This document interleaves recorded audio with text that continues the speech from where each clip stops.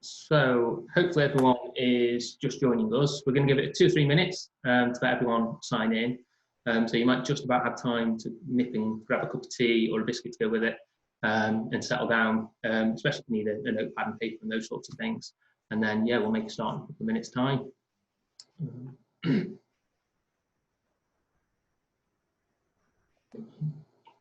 Actually, whilst we do that, obviously this session is for the teachers and other educators. Something I think that needs to be said, not just by us here at the Trust, but by most people from down the country really, is a bit of a thank you to the hard work that teachers put in. Obviously not just this year through the pandemic, but I get the privilege of being able to go into classrooms, having schools out with me, and I'm always amazed by the passion that teachers bring to their subject. They always go above and beyond, but also the care and the love that they bring for their students too. It's really, really nice to be part of that when I can be. So yeah, just a real big kind of well done and thank you to all teachers and educators. We'll give it 1 more minute. There is a Q&A tab, so if people can find that at the bottom of the screen somewhere, hopefully. If you want to post a question to any of our panelists, then please post that in there, and we'll hopefully get around to some questions and answers towards the end of the session. But I think for now, we'll probably make a bit of a start. So we'll start by introducing myself. I'm Adam Linnett. I'm from Cheshire Wildlife Trust. I'm the Wild Communities Officer here. So in charge of delivering education, events, and all sorts of community engagement across the east of the county, including our Lost Words project. We also have Rob McFarlane, I'm sure most of you probably know, author of several books, including Lost Words, Underland, The Wild Places, a whole host of back catalogue there to go and explore. We've got Jackie Morris, who's an artist and author herself as well, done loads of illustrations for a wide variety of books, again, including Lost Words and things like Something About a Bear, A Hole in the Sky too. And we've got Eva John, qualified teacher, and I've been reading up a little bit about Eva. It sounds like she's an incredibly busy lady over in Wales, helping local authorities, teachers, parents, pupils, with everything kind of education based as well. And the writer of the teacher notes for the Lost Words, and again, for far more books than I'm going to begin to name. So this session's all around the Lost Words, and what we've done here at Cheshire Wildlife Trust is part of our Rediscovering the Lost Words project. Now, that was funded by Heritage Lottery Fund and aimed to be delivered to 5 schools, followed by a physical event with 200 attendees. Now, obviously, we can't do that at the moment. So what we're going to do instead is a Zoom meeting with teachers in this session and then families afterwards as well. So I'm actually going to now pass this over to Jackie and Rob to talk a little bit about the book and a little bit of their kind of thoughts behind it and where they hope the book might lead to. So I'll pass it over to you guys. Hello everyone, I'm Rob. I'm so pleased to be with you all today. I'm a teacher in my day job, but I teach the easy stuff up in the university level, and I just have such respect for the work you do.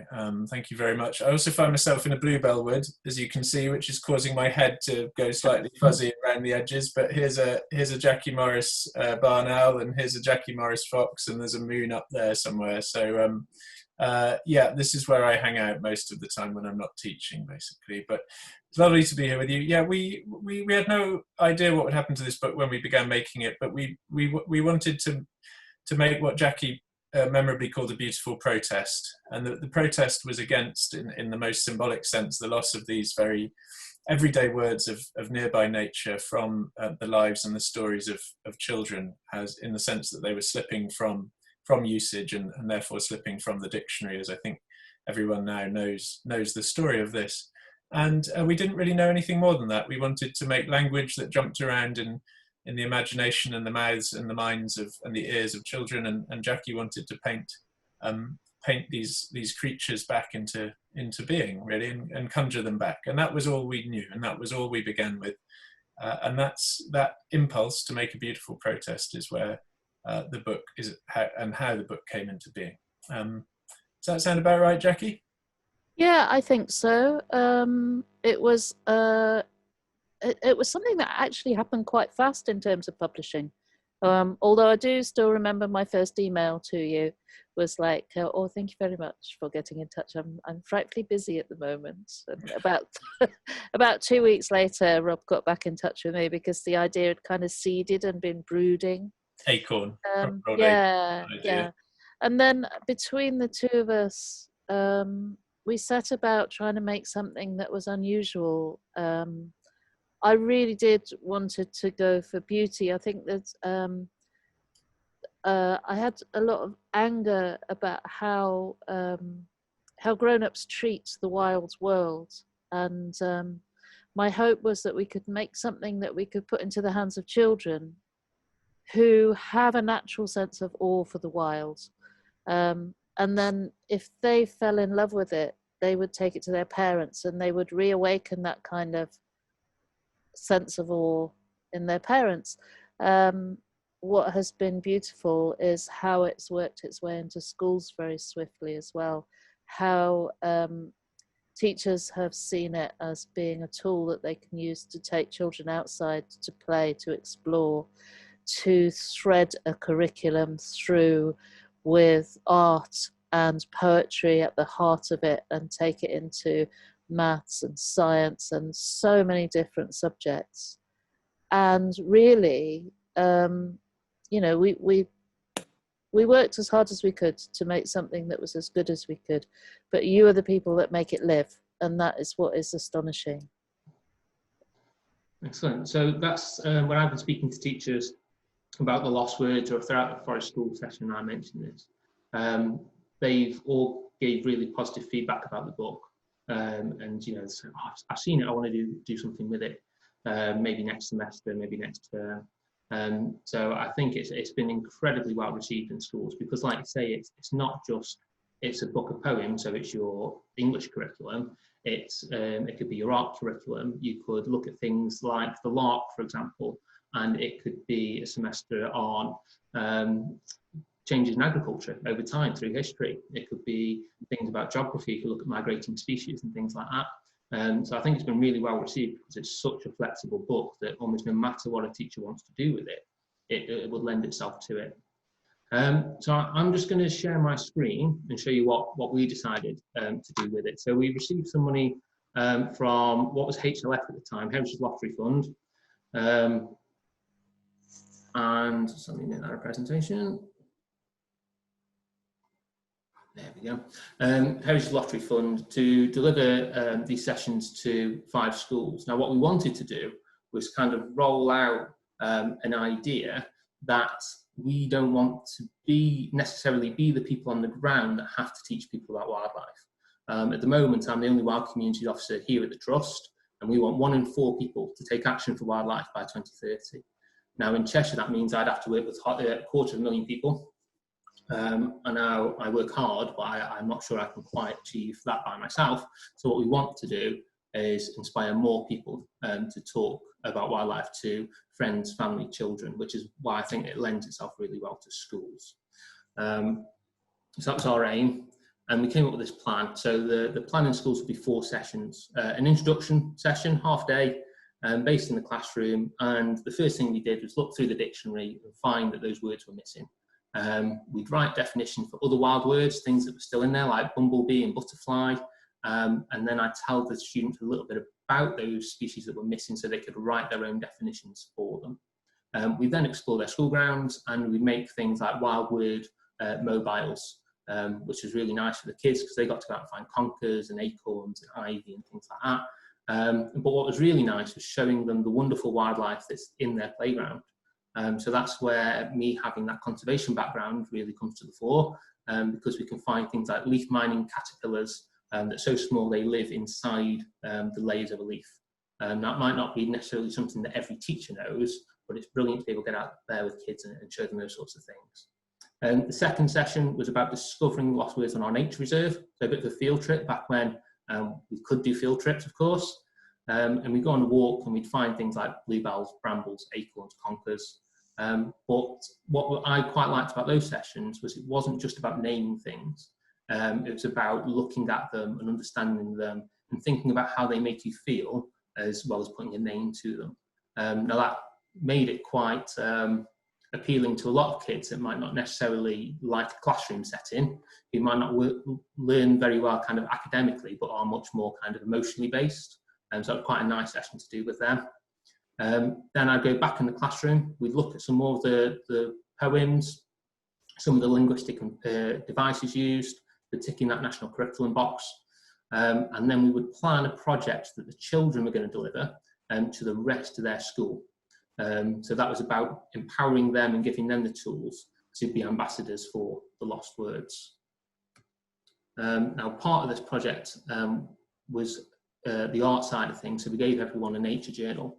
I was saying to the panelists before we started that these were real eye-openers for me, because it meant that the children could discover wildlife in their own way and in their own time. So although they were given to them through school and the teachers might ask them to bring them in for a session, these were the kids to take home.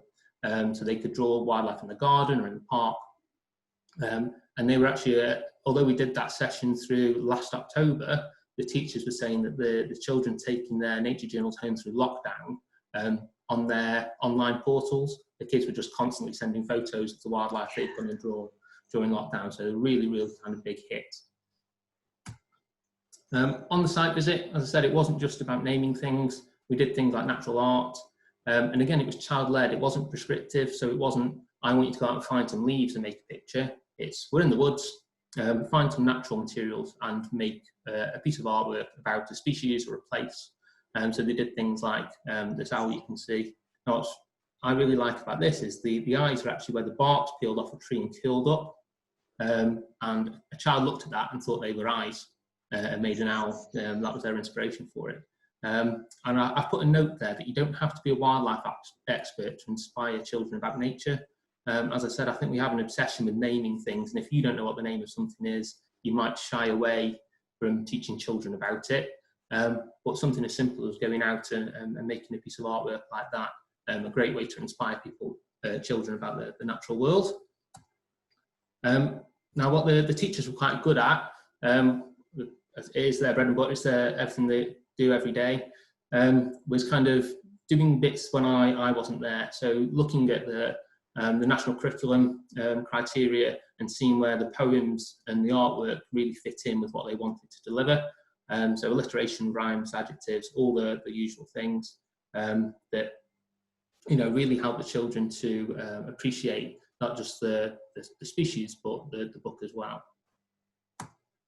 And as part of that too, looking at the artwork, so you can see here where the teacher's done quite a lot of work about creating patterns with the artwork. So it's not just here's your nature journal, go in and write what you see, that'll be part of it, but it's using that as part of the classroom work as well.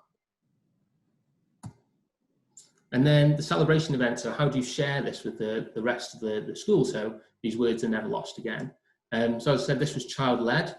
We did have to rein some of the ideas in. One class wanted to do an entire play with 30 parts for the rest of the school, which we had a week to plan, write and rehearse. So we kind of had to rein that in a little bit. But everything from crosswords, quizzes, orienteering courses, and then I'm sure you've all seen these painted rocks that get hidden around towns and things like that. So one of the schools up near Macclesfield decided to do that. Real big hit. And again, especially during lockdown, it was nice to think that as people were exploring their parks and green spaces a little bit more, that the lost words were there waiting to be discovered. And then I've put a little bit about legacy. So a lot of the feedback from the teachers has been just how inspired the children have been about the natural world from this project. So again, the school up near Macclesfield got a trail camera and put it on the pond. And you can see there that the buzzards actually caught a frog. Quite a rare thing to see, really, but that the children absolutely loved. So the teachers then went and did a whole load of creative writing and research and things like that about buzzards, so that the children really picked up and ran with. And you can see as well the artwork. So it's not just about writing a poem on a flat bit of paper. It's about creating something that really stands out and that the children and the teachers, I imagine, can be really proud of and can share the lost words with a lot more people. So that's the end of my presentation about what we did. hopefully that's given some people some ideas of what they could go and do with their classes. The last school I should have delivered this with, obviously I can't do because of lockdown. So the teacher's actually been really good in taking the book and coming up with a whole host of ideas of what she could do with that book, and turn it into a little bit of everything, from English language right through to pretty much any topic you can name, really. So hopefully it gives some people some ideas of what you could do, but I'm sure there's plenty out there, which is where I'm going to go back to our panellists, and kind of get some thoughts from you guys about, obviously we've got Eva's notes, but the book came out about 3 years ago. Has anything changed that you think schools might like to do more of that you might not have thought about in the notes, or are the notes, as I imagine they probably were, quite forward thinking and bang on the money? I hope they were. I think the fact that we've got the spell songs as well, and now the lost spells, there are some lovely comparative pieces you can do, because I see a lot of the work as a springboard really for creativity, and you can see that in the spell songs that was created by those wonderful musicians, and just seeing which spells they kept in their original form, and how other spells stimulated them to have different responses, and the different types of mood you can create, because you were saying about how they feel emotionally about nature. And I think I read on Twitter somebody started their assembly with Heartwood, and then they finished it with the Lost Words Blessing, and they're very moving pieces. And I think if you can get children emotionally charged and feeling for nature, we can actually turn them into activists, because it's all very depressing at the moment, isn't it? And I think they need to be able to think positively, that no matter how little their contribution is, it's going to bring about positive change. But you've got to be involved in order to do that. So I did some action cards as well, which are available to download. And those are more collaborative projects, and working with the community, trying to create wildlife areas, creating an awareness. There's one where you actually do an inventory of the school and find out what their lost words are with nature. So you create a huge sort of quiz for them. And then you go about learning about those and teaching each other and teaching parents.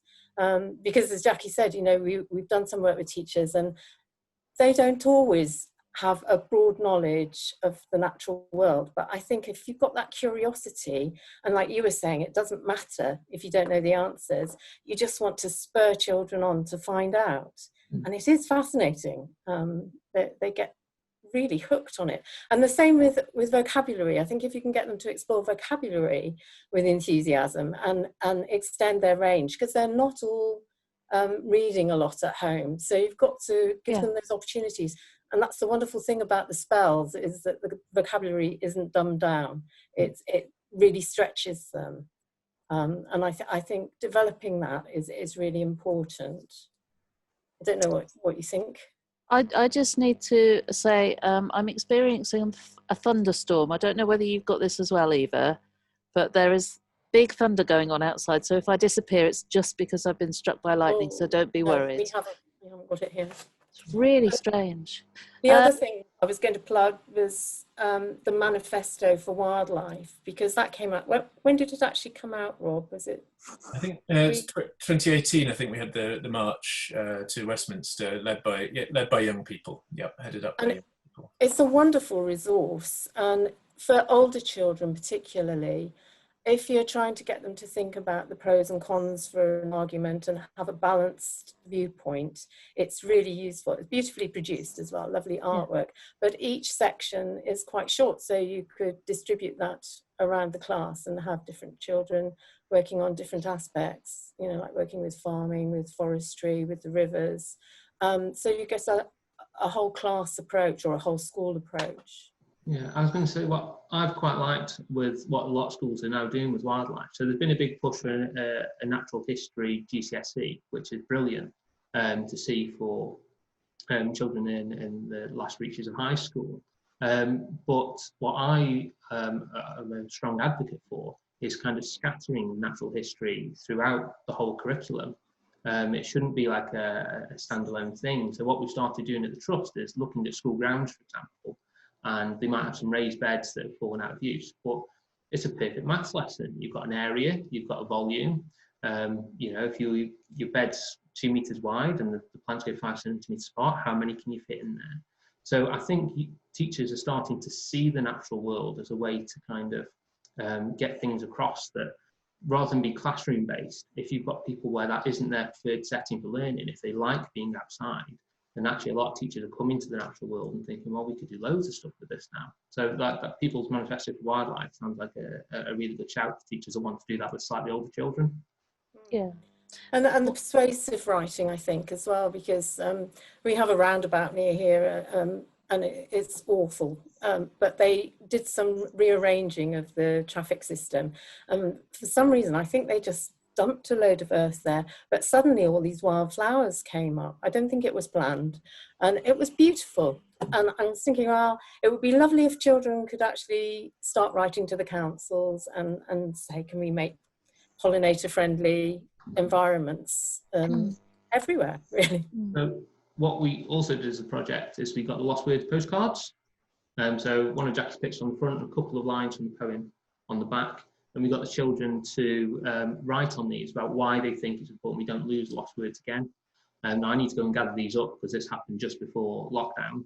But the thought of sending 150 of these to either local MPs or the Secretary for Education from children, I think that's a really strong message. So again, if teachers want to do something like that to try and encourage their children to be slightly more active or be activists, then these are a brilliant way to do that, I think. And there are some lovely models, aren't there, with, you know, Dara McAnulty has just brought out that book, and Bella Lack, if you watch her on the internet. There are some really strong role models for them these days. Yeah. One of the things that I've loved, and I think it's a mixture of something to do with the design of the book and also Eva's notes, is seeing kids who are reluctant readers really taking to it. And I've had a lot of feedback from parents also saying thank you, because their children have moved a little bit away from screens towards the book and then to the outside, which is amazing. But it's the reluctant readers that really sing to my heart, because they are finding their voice through the book. And I think that when you're not heard, when you're not given a voice, when you're not empowered, that's when your behavior just turns in a different direction. The more you can empower children to speak with their own voice, to understand that what they say is important, I think the better, really. And again, that's similar feedback that we've always had from teachers bringing kids out to nature reserves, is they'll say, oh, one of the children's normally really disruptive, but actually after he came out and he had a bit more freedom and a bit more responsibility as part of that session, he's been a different child in the classroom for the past 4 weeks. It's not just like an instant thing that goes on and off when he's out on the nature reserve. It has a lasting effect. So again, I think nature plays a really important part in helping people that learn through different mechanisms. Yeah. I'm aware we do have a Q&A session penciled in for roughly now, but we have no questions to anybody. Oh. Who does have some questions, please pop them in the Q&A and we'll get around to them. But how about yourself, Rob, in terms of how you envisage teachers using the book, or how you have seen them using the book since it's been published? Yeah, three quick things there, and I'd love to have some questions of any kind, really. But one is sort of memorizing and speaking aloud. So we've seen a lot of that, particularly recently. I set this Jackdaw challenge from one of the spells from the new book, and we produced a kind of challenge certificate, so the children can learn a whole poem off by heart and then recite it. Or they can do a sort of a class version where one child learns a line, the next another line, the next another line. And so they're learning things off by heart, they're performing, there's a dramatic element, and they're moving their bodies often in time to the language or in mimicry of the creature. and they're just so proud to have learned poems. And so in the Lost Words in particular, you go from tiny poems like Ivy, which is 3 lines, I don't know, 20 words perhaps, all the way up to some of the bigger ones like Raven, which is a poem of dialogue between more than one speaker. So that's a sort of individual project or a challenge or a whole class challenge, and you can almost, so that's been wonderful.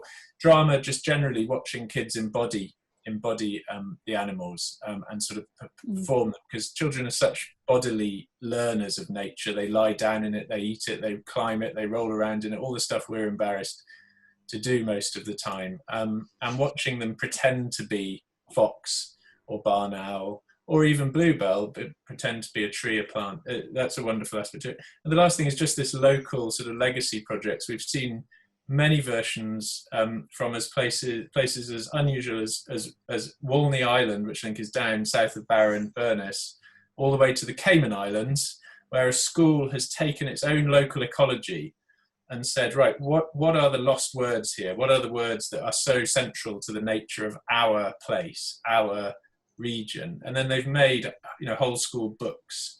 They've all contributed, and they've sort of self-published these. And distributed them to parents and families, and the kids have just been so proud to have been makers of a book. So yeah, I can see some questions are coming in, which is lovely. So I'll stop there. Yeah. I just wanted to just say the school, Ezekiel's school, were amazing, because the teacher said that it was the children that demanded to learn the Jackdaw poem, and also then she had parents coming in saying, "What is this Jackdaw thing that they're all talking about?" And all the parents learnt it as well, which was lovely. Excellent. So we've got a few questions, and I'll try and rattle through them as quickly as we can. So Jackie, what techniques did you use for the illustrations that teachers could talk to the children about using if they did an art project? Okay, so techniques include panic, because I always panic about books. Blank pages are the most terrifying thing. And what we forget when we're teaching is that when you say to a child to paint something, they're just facing that blank page. I get up, walk around, look at pictures, go out and find things to paint. But I mostly paint in watercolor. It's a technique that I've learnt over about 30 years.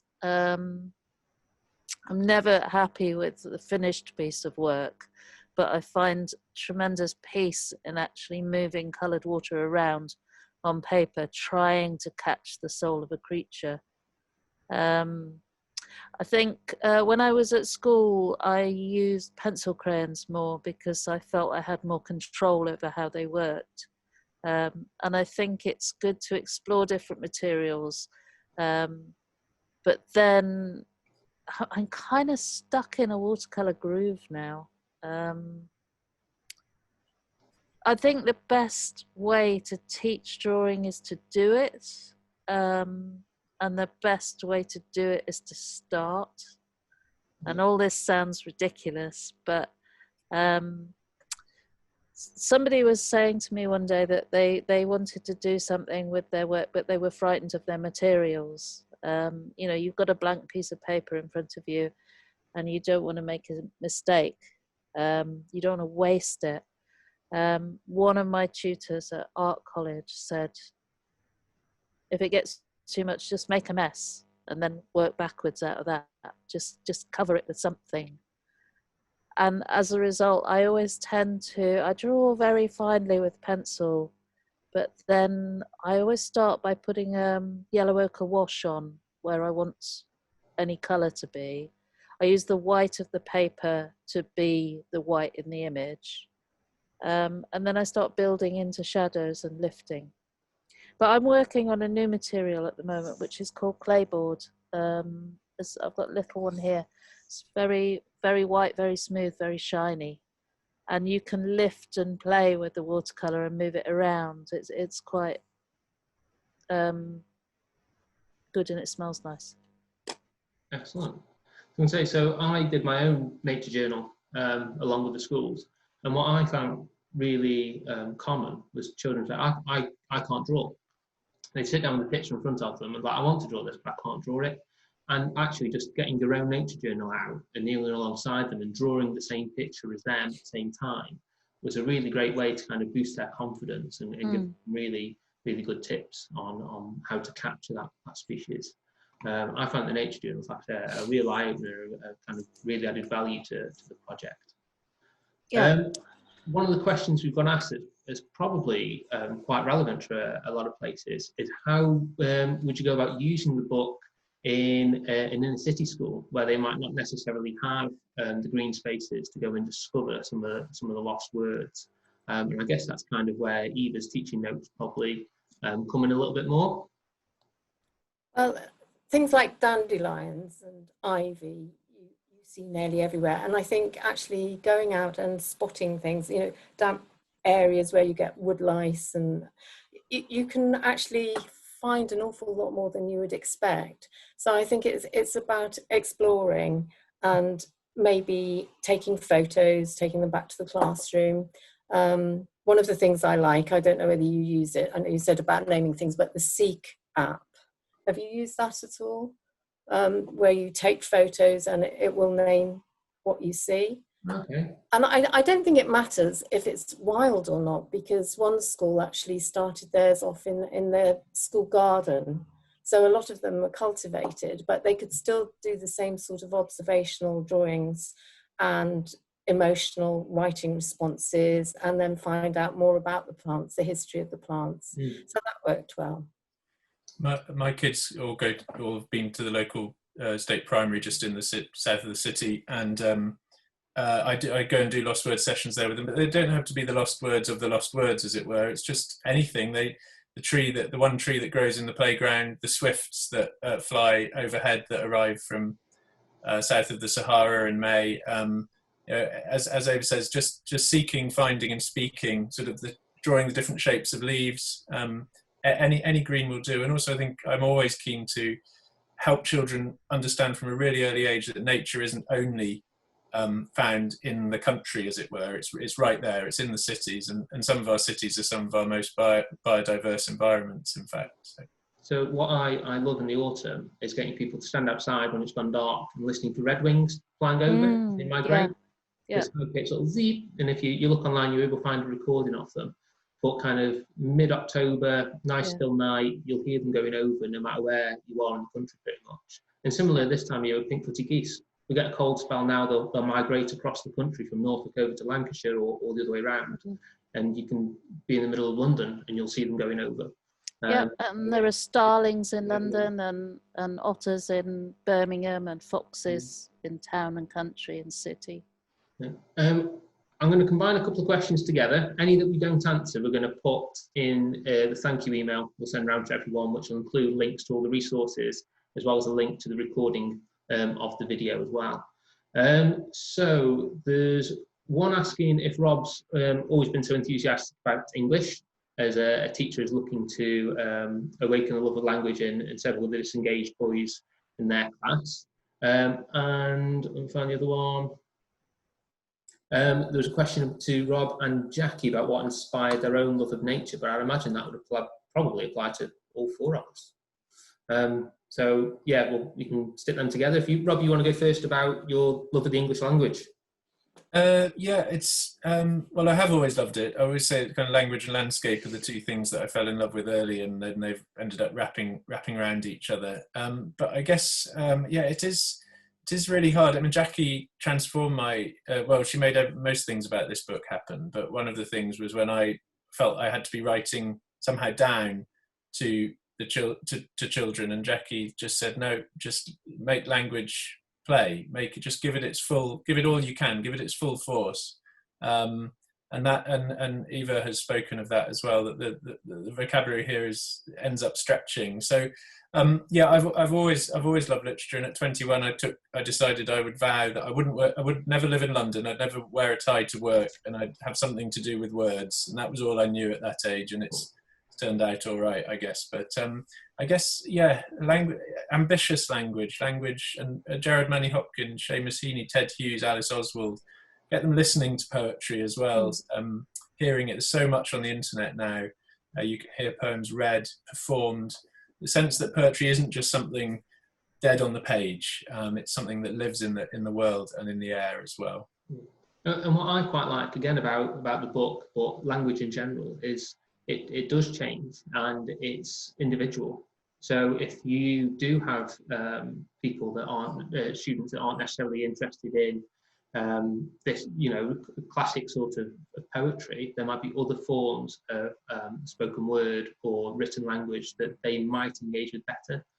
It's just a question of seeing what they're into and running with it, which is why this project being child-led is such an important thing for us. Rather than us going in and telling children what they need to learn, it was good for them to tell us what they want to learn. How about loves of wildlife then? And this will be our last question, and then we'll wrap it up and we'll say goodbye to everyone. So loves of wildlife, where's everyone's come from? Rob, let's start with you and we'll work our way around mine. All right, okay. I grew up at the end of a country lane, but I didn't like taking the dog for a walk, as my mum always points out. And I was a bit suspicious of nature, really, on the whole. But then I spent all my birthdays in kind of wet, windy beaches eating Mr. Kipling cherry bakewell tarts as my tiny little birthday cake. So yeah, sort of family holidays to rainy coasts and hills, really. I don't know why it made me fall in love with it, thinking about it. Okay, Jackie? I just don't want to be a human. I want to be a fox. And I think even now, like today, I came out of the supermarket where I was posting stuff and I looked up and there was a seagull riding the winds, and it just absolutely thrills me.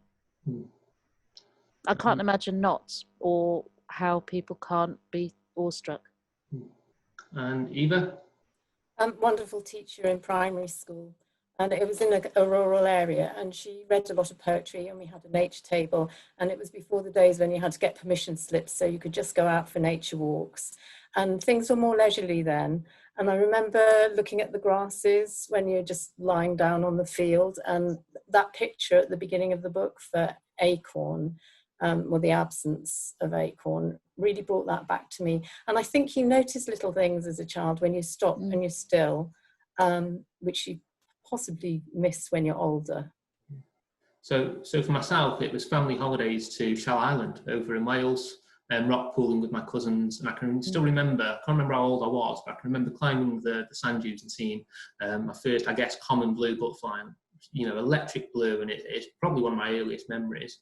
But then as a teenager, like most young lads, no interest in wildlife at all. I grew up in Stoke and just walking to work down the canal and seeing a goldfinch. Just the colours on a goldfinch, I couldn't believe it was a British species. And since then, everything has just like absolutely captivated me. Wow. And yeah, like Jackie was saying, driving along in the car, seeing a buzzard fly alongside it, or in the summer hearing a whitethroat from a farm hedge, and just thinking like, how does anybody get by not being amazed, not necessarily having to know all the names and know what the birds are, but just being amazed by the wildlife that we do have left, and wanting to not only protect it but restore it as well. I just can't always get my head around it. Right, excellent. So that's the end of our session. We're all going to log out and we'll join the family session if anybody else is on that as well. As I said, the questions we'll answer in the follow-up email, along with any links to resources and things like that. But thanks for your time, panelists, and thanks to our attendees and to HLF as well for making it all happen.